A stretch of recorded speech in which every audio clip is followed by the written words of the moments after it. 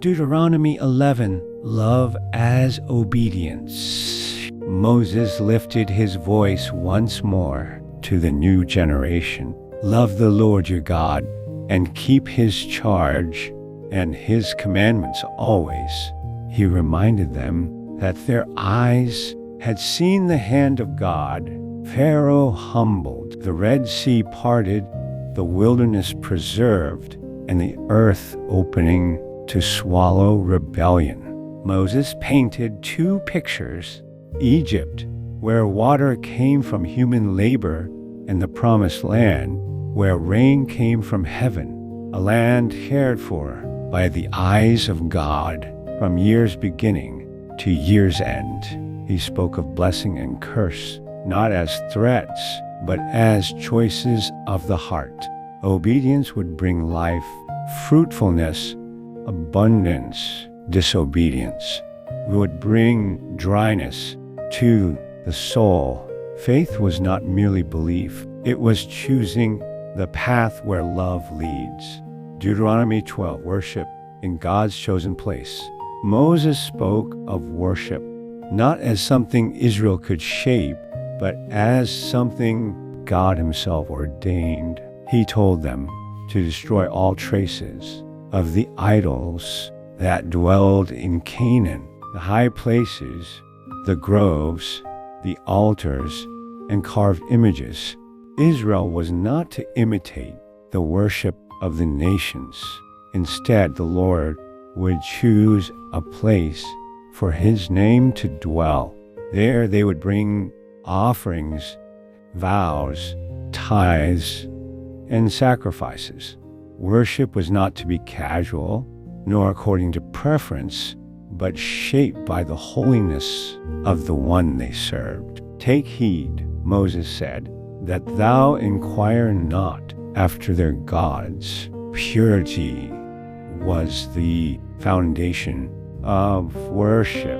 Deuteronomy 13, guarding the heart from false worship. Moses warned Israel that even if a prophet worked signs and wonders, if he urged the people to follow other gods, they were not to listen. God allowed such tests to reveal whether the people loved him with all their heart, even if a brother, a child, a spouse, or a friend whispered, "Let us go after other gods."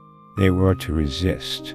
Faithfulness was not merely national, it was intimate, close, bold enough to stand firm, even when the temptation came from those they loved. God desired a heart fully his. Deuteronomy 14, a holy people.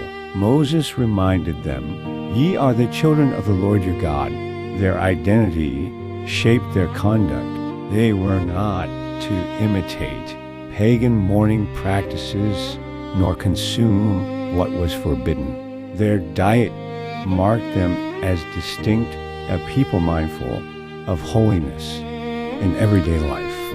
Tithing was a reminder that everything came from God.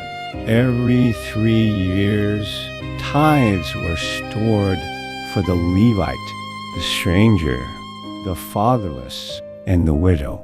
Generosity flowed from blessing. Holiness expressed itself in compassion. Deuteronomy 15, the Sabbath year, and the open hand. Every 7th year, debts were released. A servant who had served 6 years was to go free in the 7th.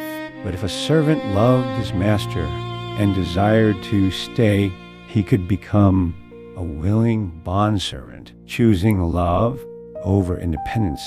Moses commanded that the poor among them were never to be neglected. Thou shalt open thine hand wide unto thy brother, to the poor, and to the needy. Scarcity was never to shape their hearts. Generosity was to be their character. And Moses reminded them that God himself was generous blessing the work of their hands when they cared for one another. The chapter ends with instructions on firstborn animals, offerings, and remembrance, echoing again that everything belonged first to God.